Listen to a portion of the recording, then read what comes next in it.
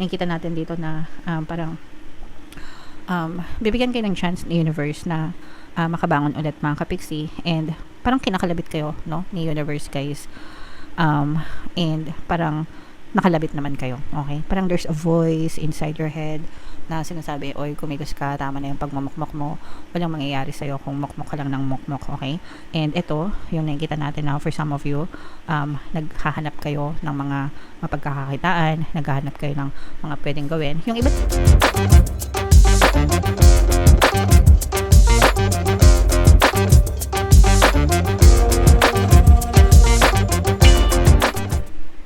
hello guys, hello Iris, welcome back to Pinay Pixie Tarot. Ang pamagat ng episode natin for tonight is Money Money Come to Me.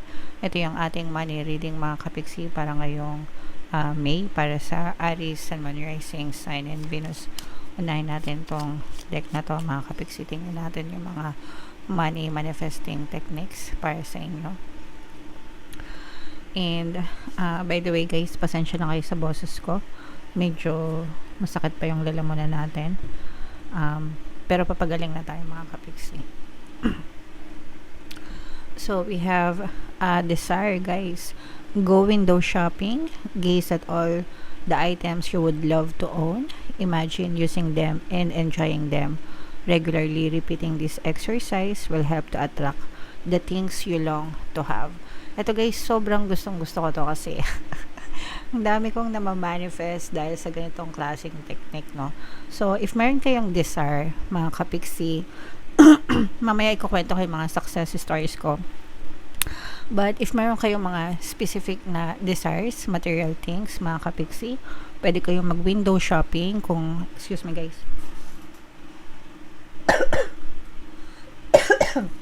Sorry. Kung gusto nyong, kung meron kayong chance na magpunta sa mga physical stores, guys, pwede nyong gawin yon.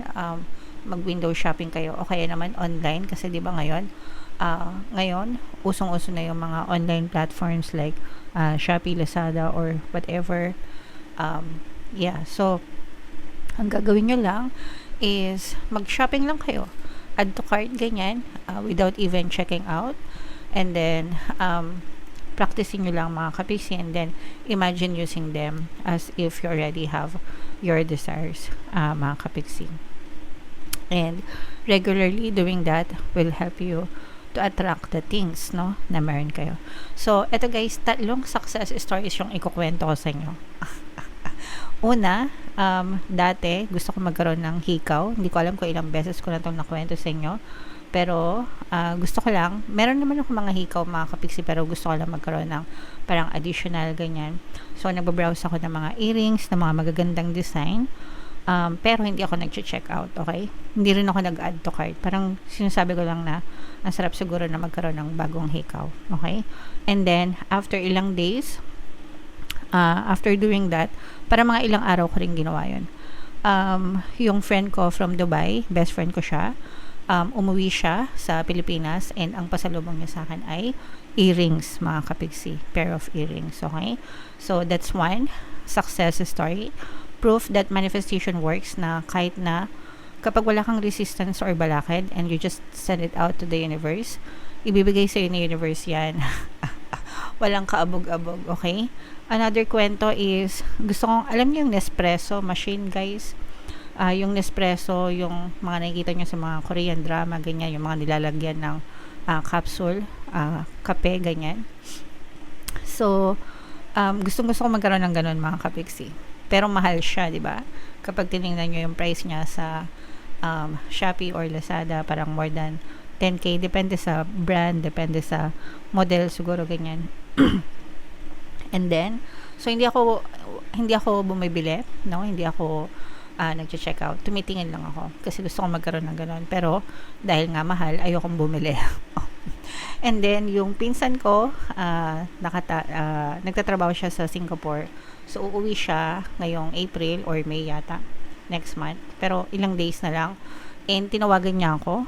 Ang pasalubong niya sa akin ay Nespresso machine. Di ba? Nakakatawa na nakukuha ko yung mga desires ko kahit na ayoko. So, si universe yung nagde-deliver sa akin nun. So, bibigyan ako ng ate ko ng Nespresso machine. And yung isang success story ko naman, guys, is,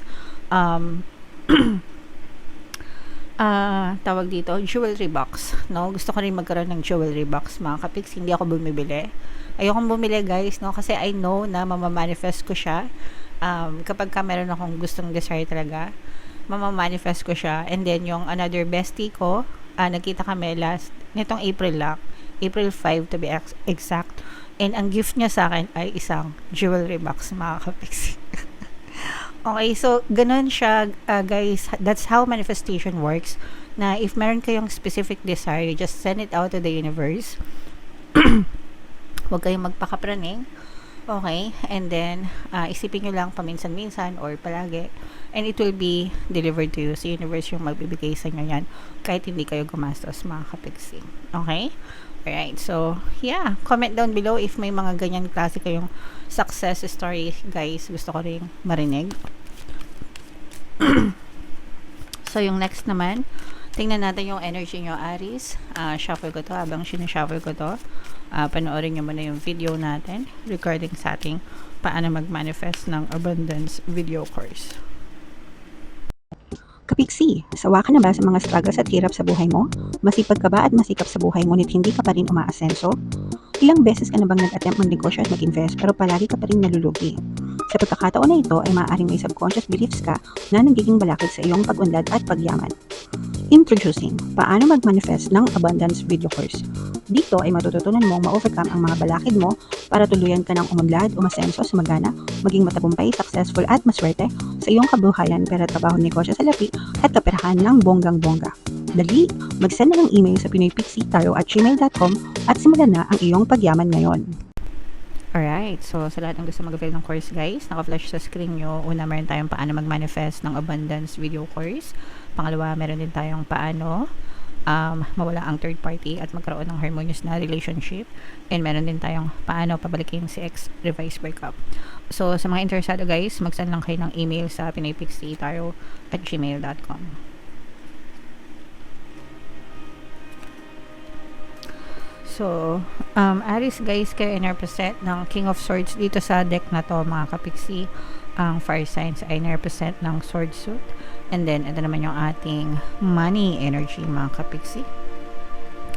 So, this is more on positive, guys, although may mga negative din dito, guys. Meron ditong presence ng air sign, Aquarius, Gemini, Libra. For some of you, maaring may air element kayo sa inyong natal chart, or you may be dealing with another air sign. Dito, guys, nakikita ko na may mga problema kayo sa buhay pero sawa na kayo, no?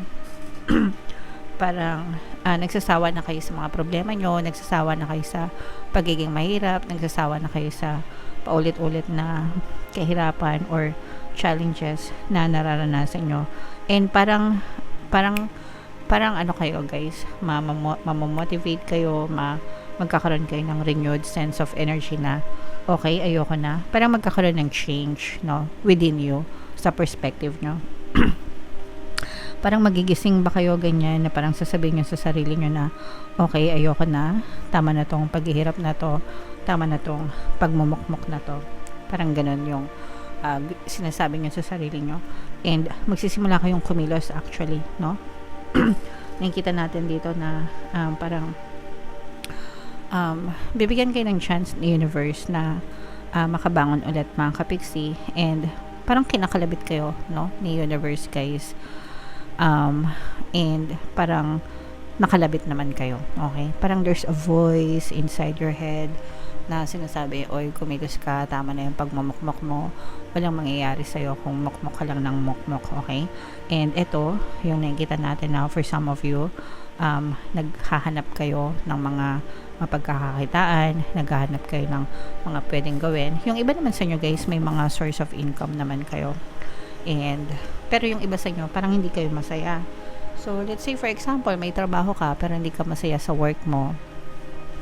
Yung iba sa inyo, parang naghahanap kayo ng ibang mapagkakakitaan, pwedeng ibang trabaho, pwedeng may chance na lumipat kayo ng ibang trabaho, mga kapiksi, o kaya naman may chance na mag-iba kayo ng source of income. So, let's say for example, kung dati empleyado ka, ngayon baka gusto mong mag-business na lang o kaya gusto mong mag-freelancer na lang, yung mga ganon. So, may choice ka mga kapigsi. Pero pinag-iisipan mo siyang mabuti at pinag-aaralan mo siyang mabuti. Pero nararamdaman natin yung shift, yung pagbabago. Okay? So, depende yan sa inyo guys. Syempre, kayo pa rin yung magdidesisyon yan. It's either lumipat kayo ng trabaho or lumipat kayo ng pagkakakitaan, as long as sinusupport nyo yung sarili nyo.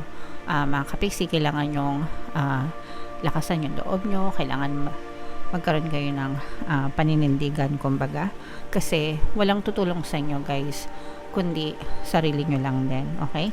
Pero kayang-kaya nyo yan mga kapiksi. So, yung iba sa inyo guys, parang, ayan nga, yung nakikita natin na na-stress kayo, sawang-sawa na kayo sa pagmumukmok, mga kapiksi. Although, yung iba, ayan no, ito talaga guys, nakikita talaga natin na gusto nyong magbago. Yeah, so, kumbaga parang dati, kumita lang kayo, okay na, ganyan. Pero ngayon, parang parang mas binibigyan nyo ng pansin or prioridad yung magkaroon ng magandang buhay. Ganyan. Hindi lang yung magkatrabaho, hindi lang yung magkaroon ng source of income, kundi umangat-angat talaga. Why not, diba? I mean, kung nagagawa ng iba, magagawa nyo rin mga kapiksi. And hindi lang para sa inyo, especially kung may pamilya na kayo guys, kasi parang iniisip nyo sila, no? Ano yung pwede nyo pang ibigay sa kanila, ano pa yung, kasi ganoon tayo, especially kung parents na, no? We're doing everything para sa mga anak natin, para sa mga mahal natin. So, kayo, parang ganun yung iniisip nyo guys, na gagawin nyo ang lahat, umangat yung buhay nyo para mabigyan ng magandang buhay din yung inyong mga mahal sa buhay. So, change is good, of course. Kailangan magkaroon ng pagbabago sa perspective nyo, mga kapigsi. And, kaya nyo yan, guys, no? Sabihin nyo lang, kung kaya ng iba, kaya ko rin. Kung magagawa ng iba, magagawa ko rin. But this is all about positive changes, no? Taking chances, taking second chances, or another chance para umasenso, umangat yung inyong kabuhayan. And sabi ko nga guys, kayang-kaya nyo yan. Okay? Alright. So yeah, comment down below, Aries, if feeling nyo naka-resonate kayo dyan. And i-mind nyo na yan, mga positive changes, mga another chance, no? I-mind nyo na yan sa comment section, Aries. For more tarot readings guys, ito yung playlist nyo. Ito naman yung ating success stories ng paano mag-manifest ng abundance video course. Click here to subscribe guys. Ito yung ating mga pampaswerte subliminals. Thank you for liking, sharing, and subscribing. See you again next time. I love you all mga kapiksi. Have a nice day. Bye-bye.